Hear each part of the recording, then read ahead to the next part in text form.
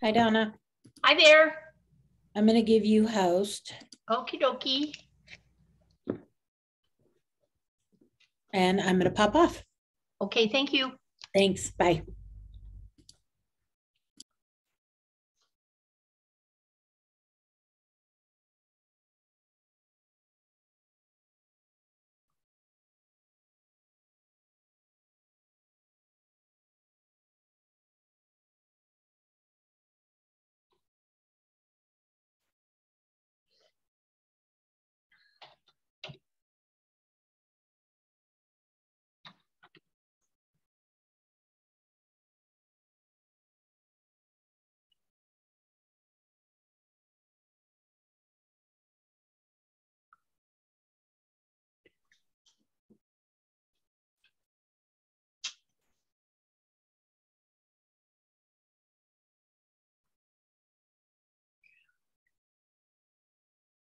Hello, Miss Vicki. Well, hi, Donna. How are you? I'm good. How's your husband doing? He is doing better. We have a cardiologist appointment Friday, which is going to be important. We're going today. Actually, he's got a 2 o'clock to get some stitches out from the vein that popped. Where we had the emergency, it seems like nobody really wants to touch him. I understand.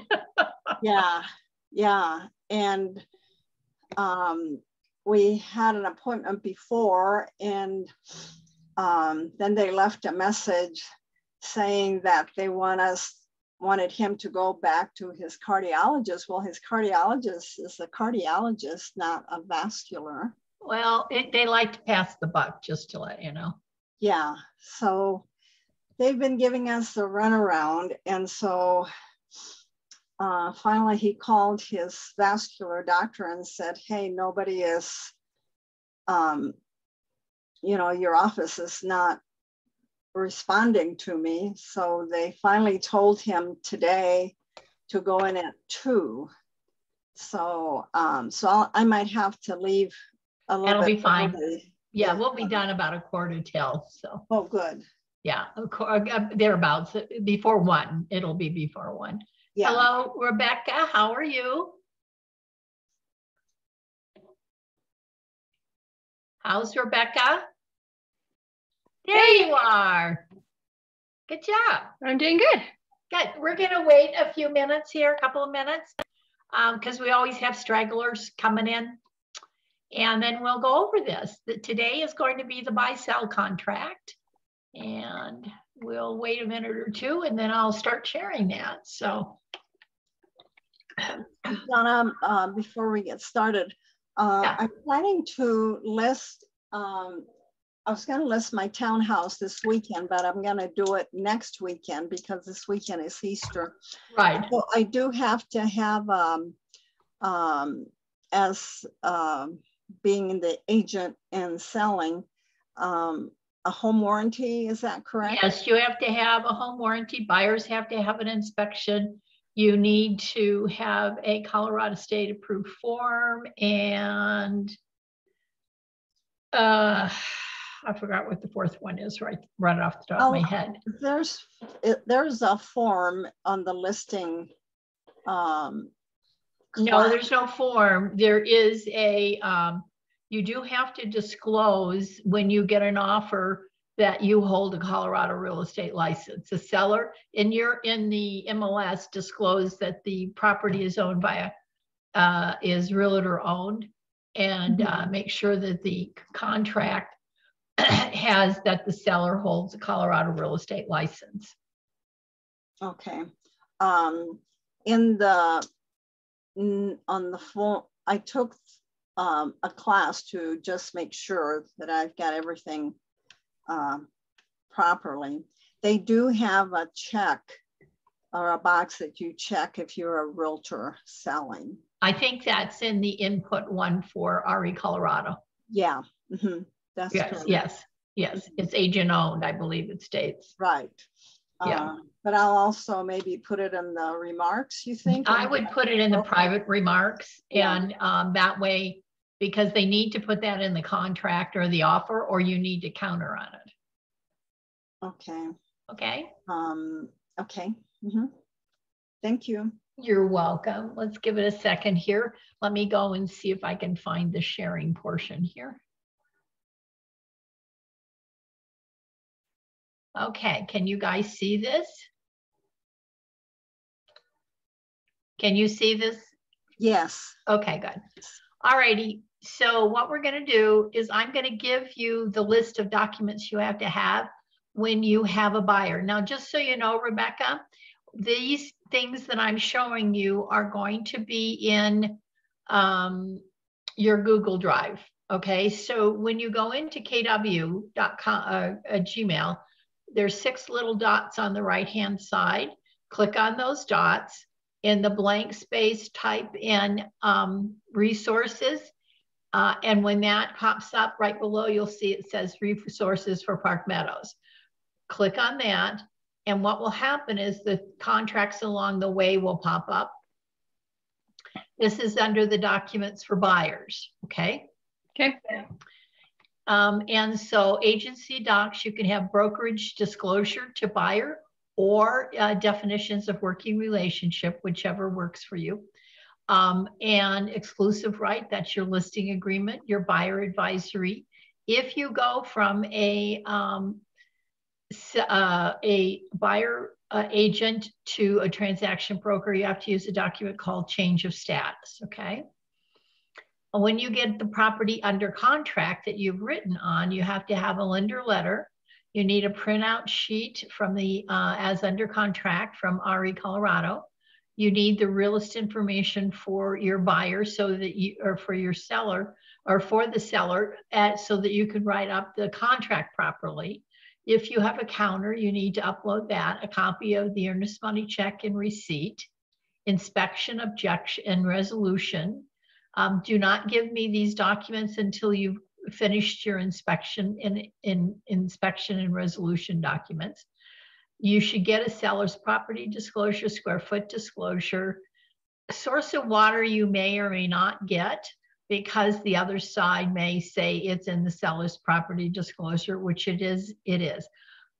Closing instructions you may or may not get because those 2 documents, the other side is lazy enough not to put them together. So if you don't get them, I'm not going to ding at you, but it's laziness if they don't have them. Lead-based paint disclosure, if that applies. January 1st, 1978 is when that document is needed, and it needs to be done quickly. Post-closing occupancy, earnest money check, and those things, if needed, those could be attached to your contract. Commission agreement on a FSBO or new build needs to be uploaded, short sale addendum if needed. Then after you've uploaded all those documents in Command, go to where it says commission request and fill that out appropriately. And that's how you get paid at closing. Closing contract, once you've closed, the title company will send it. So you want to request it in email form. And then you get title documents. You want to have a copy of the check or distribution sheet and a MLS sold printout sheet from the MLS. If you have any of the receipts, repairs, or replacement, go ahead and upload those into your under contract at the bottom. That way you can have them for if you need them for any reason. So here's your definitions of working relationship or the brokerage disclosure. Either one's fine. This is your buyer agency agreement. You check this box, you put your date. You always check 2.1 because it's a multi-person office. You have your buyers give you their legal names so that when you put your contract together, you don't have to fumble around and get their legal names again. You've already got it. What is already populated is 3.2 and 3.3 with your name and Keller Williams Real Estate LLC. On 3.4, you always want to put the statement in here. Buyer's next principal residence, whether the MLS, multi-living listing service, FSBO, for sale by owner, property, investment property, or new home. You can also add land if your buyer's looking for land, okay? Point 3, 6 is the listing period. You always have a beginning and ending time.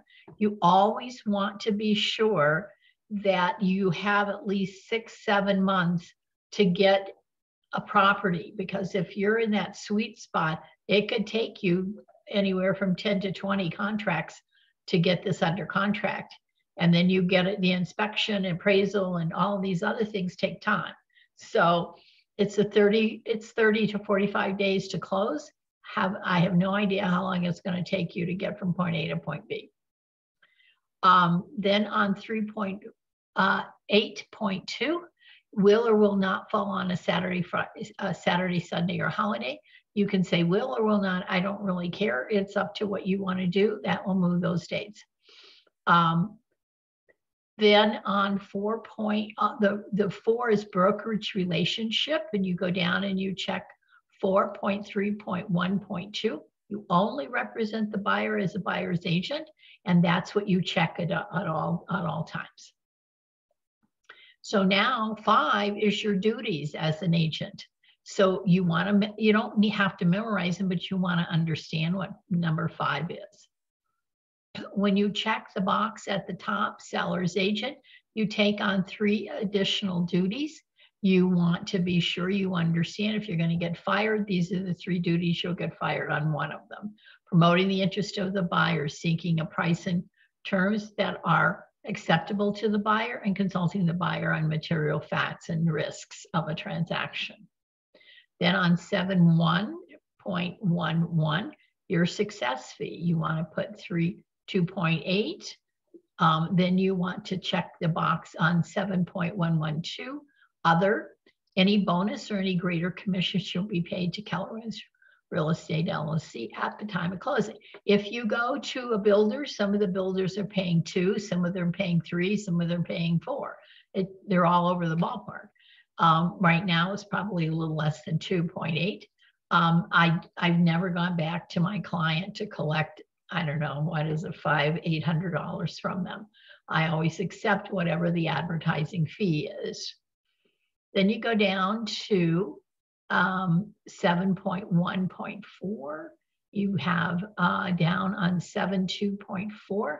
I just put down at the time of lease.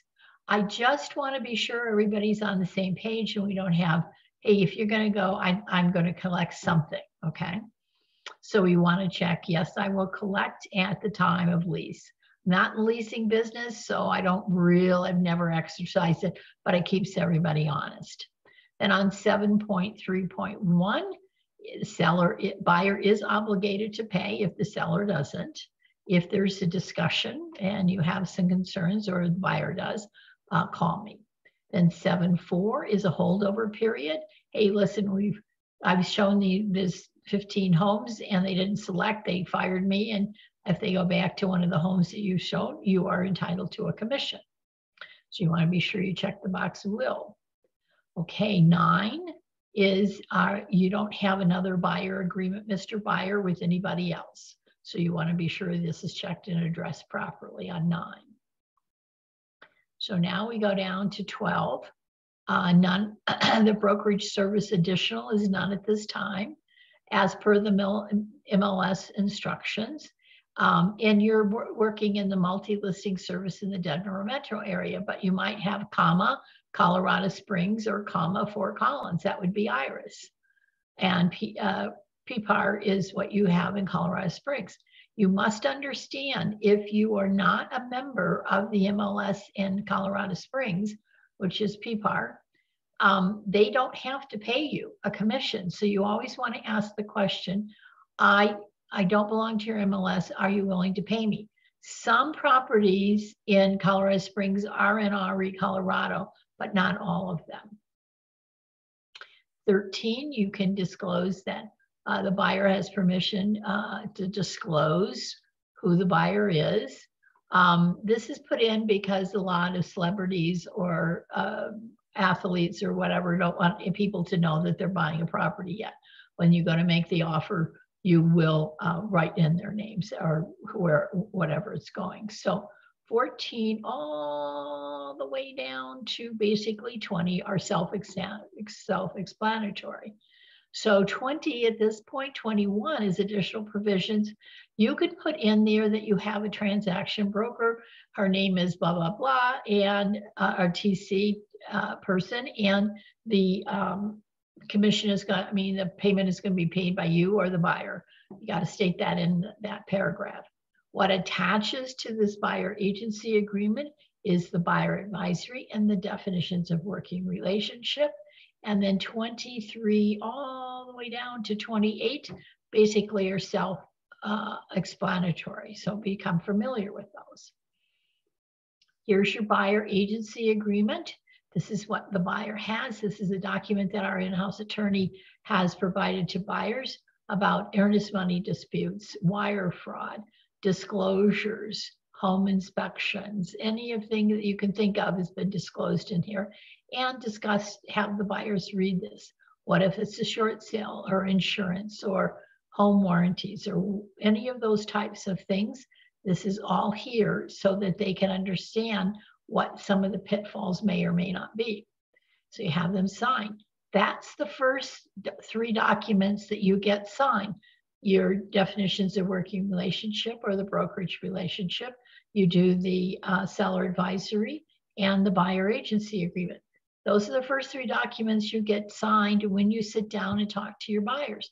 And you can show them one house, but I would not show any more until they sign those documents. Okay, this is the buy-sell contract. It's new as of January 1, 2022. You have the buyer's legal name. You have the seller's legal name that came off the realist. On 2.4, you would have the county of the property. You have the legal description of the property. You have the address of the property. Then you have what's included, and you put all of that in. If you have something that, as far as remotes go, please be specific. Don't put all. Be specific. If you have 1 car, put 1. If you have 2, put 2. If you have 3 or 4 or whatever, how many garage doors you have, put that's how many remotes you have. So solar panels may or may not be with the property. If there's nothing there, that's fine. You can leave them all blank. But if you have a solar, you want to put that in there. These are the standard inclusions. Other inclusions, this is where you put your freestanding gas stove or electric stove or whatever you got, and spell it out. What's in where, what you are going to, what is actually going to be left. So there's no question on when you fill out your MLS sheet that you are definitely going to have these things either included or exclusions. So if the seller panels are owned or leased or anything like that, if they're leased, then you have to put the word none here. If there's a lease, then you can say what is left or what's the balance on the solar is at this point. On 2.5.6, you have storage and parking facilities. Yes, I know that house has a 3-car garage, and yes, I know there's a shed. But the reason I ask you to fill this out is if you're selling a condo or a townhome, it triggers the question to say, hey, is there any parking facilities there? It may not be on your MLS, but they forgot to tell you there's a storage area or there's underground parking or whatever. Whatever it is, if they have underground parking, put that in there. If they have a storage closet or something, put that in there. We want to be sure that we're specific on what's going to convey to that buyer. On 2.5.7, this is the lease. Solar lease is currently installed on the property. And so you have exclusions. You have washer dryer located wherever, okay? Normally on lot and block, there's not any water rights, but if you have a water certificate, you have to put the number that your water, you have a water certificate comes from the state, you put the name of that in there, and if there's any other rights that convey, You want to be sure that you've got that in here. In your well permit, if there is, it goes in here. You want to put that in there. Most of the time, this paragraph is not going to apply. But if you go east and east of Parker, it could apply. So you always want to ask those certain questions. Now on 2.7.6, does your buyer want to have the right to review? And most of the time it's going to say does not. But if there's water rights or something has to be reviewed, you need a water attorney for them to review it and check your box. That could take anywhere from a few weeks to several months. So you just want to be sure what is actually conveying with the property. Next week, we'll go over all the dates and deadlines. Then you go down to 3.3.3, and is that holiday or Saturday, Sunday going to fall over some other day? You want to check will or will not. 4 is what you're offering and what their earnest money is and what their new loan is that you get from the lender, and what they're going to bring at cash and closing is the difference. Okay. There's no seller concession, so you can put a 0 in there. On 4.3, how is the earnest money check going to be conveyed? It could be personal check, could be wire, any of those things. Who's going to hold it? Is it the agency or title company? Then on 4, you have different information on alternative deadline dates and what happens if the buyer doesn't perform properly. So now we go down to what kind of loan are we getting on 4.5.3? Just check 1, conventional FHA or VA. You already know you should not have anybody in your car looking for a property unless they basically have already got all their paperwork started, hopefully, and they've gone through underwriting, so they know what they can qualify for. With the constant changing of interest rates, hang on, Rebecca, with the constant changing of interest rates, it could affect what kind of loan they're going to get. Rebecca, you had a question? Yes, you skipped available funds 4.4.3. Oh, yes, thank you. 4.4.3 is if they don't have anything to sell, they probably have the funds. If they have something to sell and their house is under contract, you have to say does not have the funds immediately available. Thank you for pointing that out. Mm-hmm. All righty. Then in CTME, and I think I'm not sure you can do this in DocuSign, but 4.6 and 4.7 actually can be removed and your contract will scrunch up and you won't have as many pages. 5 is the availability. Your new loan application is the day, okay, sellers accept buyer's offer. Now you have the next day to get their application completed, which is with an address and legal description. Otherwise, that is not completed. New loan terms and availability means that your new loan terms within 5 to 7 business days, the buyer has agreed to whatever terms and conditions, and I would suggest strongly that they go ahead and lock their loan because interest rates are going up daily. On 5.2.2, new loan availability means that whatever they've agreed to in the new loan terms is available at the time of closing. You cannot use new loan availability to get out of the contract because most of those programs are still intact when they go to close. So it's very important that they understand new loan term. They got to do it within 5 to 7 business date and make a decision on it. Otherwise, they could lose their earnest money. So number 5.3 basically is self-explanatory, existing. These two, just read them. They don't really apply right now, but we just passed, we don't really have any dates or anything for them. So we have appraisal provision. The first portion of this is for conventional. Then you have an FHA. If you're doing an FHA loan, you have to put down the amount that your buyer is offering in this little where the 0 is. It must be filled out because FHA appraisers are different from conventional, and VA appraisers, they're just a little different too. So just be sure you fill out the appropriate box for FHA. VA does not have anything. Both of those say, hey, if it doesn't come in at the value agreed upon selling price, that both buyers can walk and they don't have to take it. Number 1 for conventional basically says the same thing. Or the seller can adjust their price. 6.4 is who's going to pay for that appraisal. Normally it is the buyer. Number 7 is all of the HOA information that the listing agent needs to give to the buyer. And if you have an HOA and you list a property, I would strongly suggest that you start working on this. A lot of times the title company can get it, so check with them and what it would cost the seller.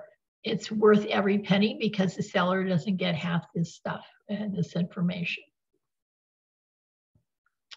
So then on 8 is your title.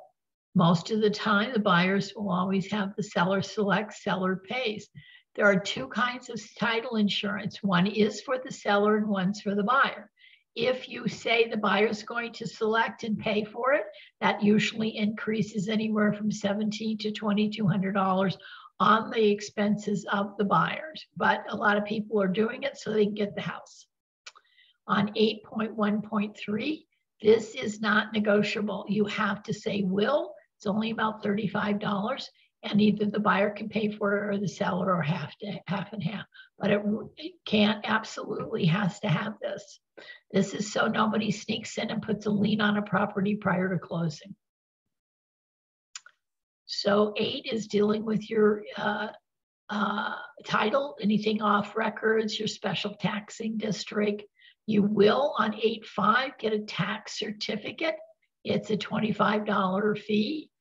For seller or buyer, whoever chooses whatever box you choose to click on, but they have to give it to them within a certain date, and all title companies understand that. So whoever you're working with, you want to be sure they are going to be able to do this. The only time you have a hiccup on this is in the first 4 to 6 weeks of a new year.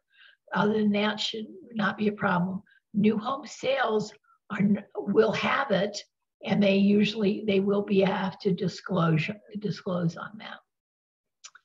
8, again, anything in 8 is dealing with title objections, and you have deadlines to meet and those kinds of things, which we'll talk about next week. 8.8.1 is the oil and gas. That's just saying that certain parts of the state, there are gas options and drilling that may go on. So they have to disclose that. Then on 8.9, if the property you're buying may or may not have mineral rights, most of the time they're not, but if you work in the mountains or east of Parker, you could have mineral rights. You want to be sure that you call the title company, get a mineral right attorney's name and number just to have. Again, this to the review, yes or no. If you say yes, you have to understand it could be several weeks or several months to review. So it's just something that you want to be on top of. Number 9 is your new survey. If you have a townhome or a condo, you do not need to put any survey information in here because they're not going to get it in a condo or townhome. However, if you have a piece of property and if it's acreage, you want to get a new survey or, plat, it's up to the lender and or the title company if they need a new ILC or a new survey. So who's going to pay for it? Depends on which side of the coin you're on and who you represent. On 9.1.3, there will be put this buyer's lender gets a copy of the new ILC and the title company. The bottom line is most people aren't getting a new one, but you might have to based on who the lender and or the title company. So you want to be sure you fill this out for a house, but not for a townhome or condo. You don't need dates or anything in there for that. So now number 10 is dealing with inspections. Inspections, excuse me. You don't need to reiterate that the property is being sold as is. Number 10.2 states that. So you can get any kind of inspection 10.3 you want and object to anything you want, or you can terminate. When we talk about dates and deadlines, you'll know inspection, termination, objection have to be the same, and resolution is anywhere from 3 to 4 days after. Now, if you're only going to do an inspection and you're not going to ask the seller for anything, you only put inspection termination deadline in there. We'll talk about that again next week. So we go through number 10, and then insurability on 10.5. That you put a date in there to make sure it's the same date of your inspection, objection, or termination, because please don't assume that the property you've got can get in hazardous insurance. You have to be sure your buyers check immediately to make sure they're comfortable with whatever the cost is and that they actually can get it. And the other thing that reflects that is how close are they to a fire station or a fire hydrant? And what kind of roof, what kind of shingles they have on the roof. So these are important things. Then the due diligence would be on something like solar panels or something of that nature. So you've got due diligence. You have on 10.6.11, you have agreements. If you have any lease, you have to put that down. It's got another 15 years on the lease or whatever the amount is. You want to be sure you get the documentation to the buyer in timely fashion under the due diligence as the listing agent. You want to be sure that the encumbrance information is there so the buyer can decide whether they're going to, they will or will not assume the debt of the solar. So most buyers are going to say will not because they don't want to add another debt to their finances, but it may throw their debt to ratio off if they add another debt. So it's something to discuss with your buyer on which way they're going to go. Any other documents, you can put the word none in here. Then, you've got other outs in the contract as we talk about next week. You have 10.8 does acknowledge the receipt or does not. It does not normally. You don't get that right away. There's no well. You want to put that down. There's no existing leases or anything of that nature. So we delete these two right now. And we go down and we'll have a deadline for lead-based paint. I'll discuss that later. We don't have a carbon monoxide disclosure or a meth disclosure. However, by the state law, carbon monoxide detectors have to be within 15 feet of all sleeping areas. 10.12 is the meth. We don't have a meth disclosure at Keller Williams. However, you have to understand if the property is still on the state list to be mitigated, it'll be on there. Once it's removed, it's not on there again. And it's always nice just to ask the question, do you know if this has been a meth house? You'd be surprised where meth houses are. Closing instructions are not included or not executed with the contract, and we'll show you where you put those in a minute. Closing is always the responsibility designated as by the listing agent, not by mutual agreement or anything. State says that it's listing agent is the one that controls that. Now, does it actually go and be mutual agreement? Yes, but in the contract you have to put listing agent. On 13, you always check special warranty deed. You never check anything else unless it's an estate sale where you can put personal representative deed. General warranty deed does not apply. The bargain and sale is for minerals and for water now. 14 just says about encumbrances, and if your house is in foreclosure, you have some time to do certain things. 16 are your service fees, or excuse me, 15. 15.2 is a service fee.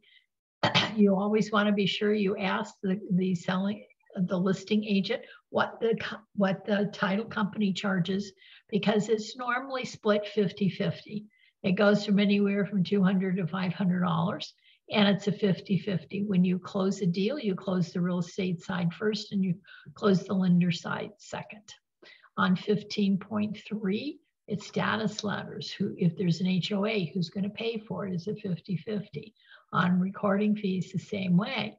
Who's going to pay for it? Assessments our capital, that would always be the seller if there's a special assessment.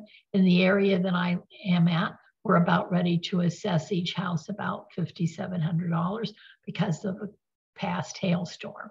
So it's all sellers should know it. Whether they pay attention to or not, it's another thing.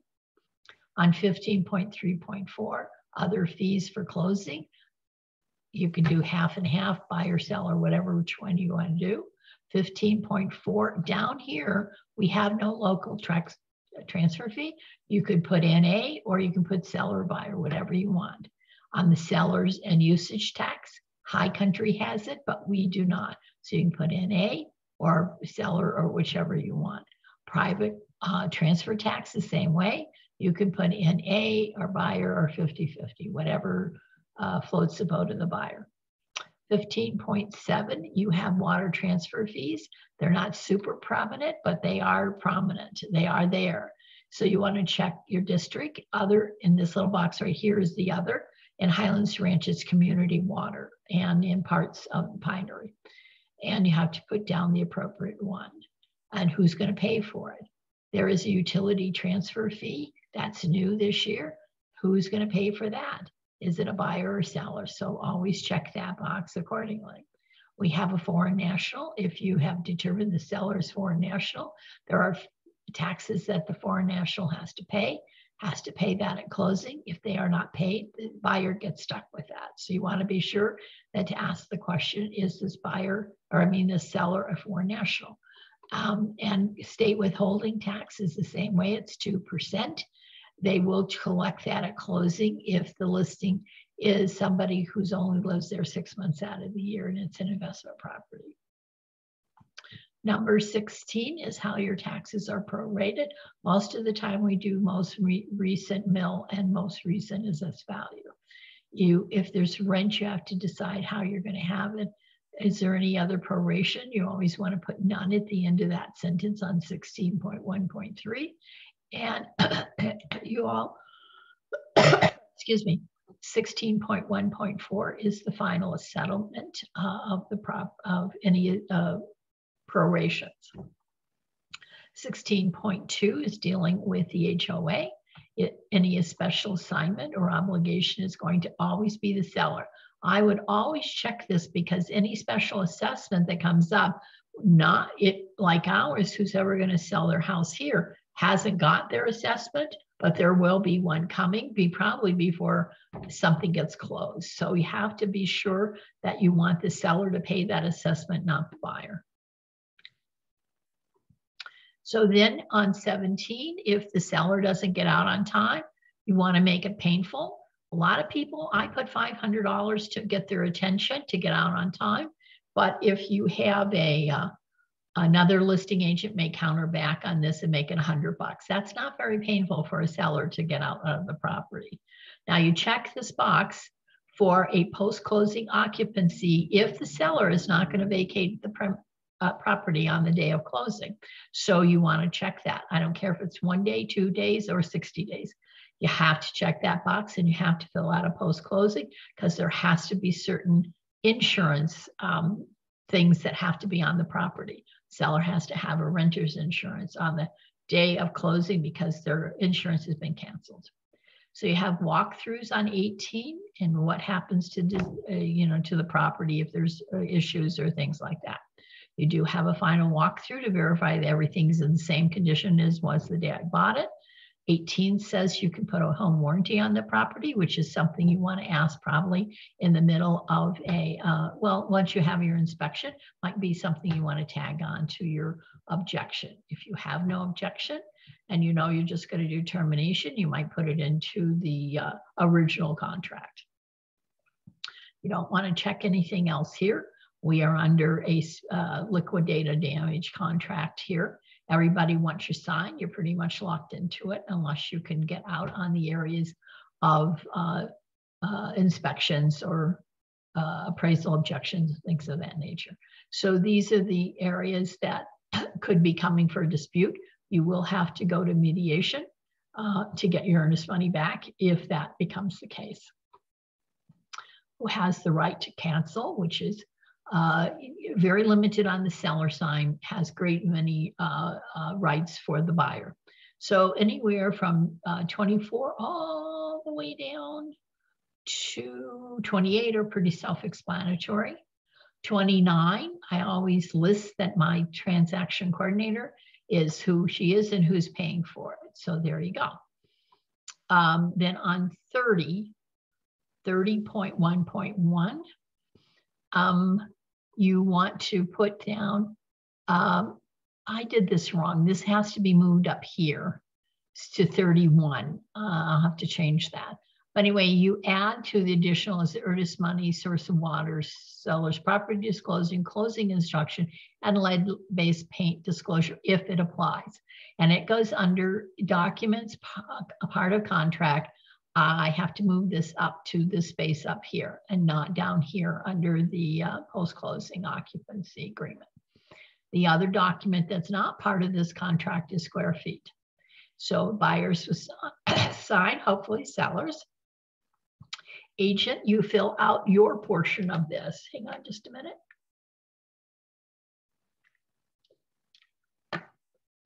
So you don't have the earnest money, so you check that box. You're representing as a buyer's agent. You have a listing brokerage firm who's going to pay the compensation. You have all of your numbers here. This is actually the number for the brokerage license. This number right here is the number for Keller Williams. This is our brokerage firm number. Then you have your name, which should automatically sign under CTME. And then put your license number in here, and then the address of the property and those kinds of things, and your email. Then you drop down to the selling agent, to the listing agent. No, they don't have that. They're a seller's agent. Compensation is from the seller, but the name, if you can get the firm's number, that would be great. You can get that from Dora. If they have their license number, that would be great. So most of the time you can't get these two. Put the name of the address of the company and the agent. Now, this is an amend extend that says, hey, we're going to amend extend one of these issues. Donna, I have a question. Yes. On going back to the additional provision, the documents that are part of the contract. Yes. Which ones are those? Earnest money check. This whole little statement here of earnest money, source of water, seller's property disclosure, closing instruction, lead-based paint if you need it, moves up to this spot right there. Do you see my little thing? Where it says the following documents are part of this contract. Okay. All right, moves all of those documents move up there. Post-closing. No, don't do anything with post-closing. You're fine. Right. So those move up to the part of the contract. Okay. Correct. Correct. Okay. There So the only one that are not part of the contract is correct. Square footage disclosure. Correct. Okay. All righty. So there we go. So our next document, if you have to change something because of inspection or HOA docs or whatever, you use the amend extend and put the dates that you're going to change it and have all parties sign that. Now, if you think that there is a date here that you think the seller will not sign, then you want to put down extension or termination of the contract. So you want to extend something in here that you haven't received or something has changed, and normally it'll fall into the inspection category, okay? And then if you don't think they're going to sign it, this is the document that you send. So they can either accept it by signing it up here, or they can go and terminate, which would be under, let's say, again, inspection. That's the most one that everybody does. So you send them. So they can either sign, they accept up here, or you can tell them you're going to you have to sign for termination. This way it's a notice of termination and or an amend extend at the same time. This is not my favorite document, just so you know, but that's what this document is used for. And then you send along, if you think they're going to terminate, you send a notice of termination with the other extension if you think they're not going to sign this. And then you check which party, which in this case would be the buyer, and then all parties will sign that. And then that's it. So what questions have you guys got? Rebecca, have you got any? Yeah, so mine's to do with the post closing occupancy agreement. Yes. That contract. So like on the amount of rent per day, like how much should you put there? Well, a lot of people are putting 0, but if you want to ask the seller for some, you take the buyer's new principal, interest, taxes, and insurance payment and divide by 30, and that's what you put in there on a per day basis. Okay. So if it's like $64 a day, I mean, $64.53, put down $65 a day, make it an even number. Okay. Yeah, I have to change this a little bit because somehow when we uploaded this, it got a little messed up. So I'm going to be sure to add the post-closing occupancy document in here. I've just got to go back and reconfigure this a little bit. So, okay, yeah. Any other questions? That's the only one I was more curious about because of it seems now everyone's requesting like 60 days. Well, a lot of people are, and what's happening to make the seller accept your offer as a buyer is they're a lot of times saying no. We have to understand when you close on a property, the buyer skips a month and then they pay for the following month. So if they close in April, the title company will collect from the day of closing to the end of the month of interest. They skip May and their first payment isn't due till June. So you have to understand that. Okay. Okay? Yeah, that makes sense. Yeah, there you go. Okay. Anything else? Okay, if there's nothing else. Vicki, I gave you a quarter to 1 and there we are. Yeah, thank you. That You're worked out welcome. great. Thank you. Okay, hope to see you guys next week for dates and deadlines. All righty. Thank you. Okay, bye-bye. Bye.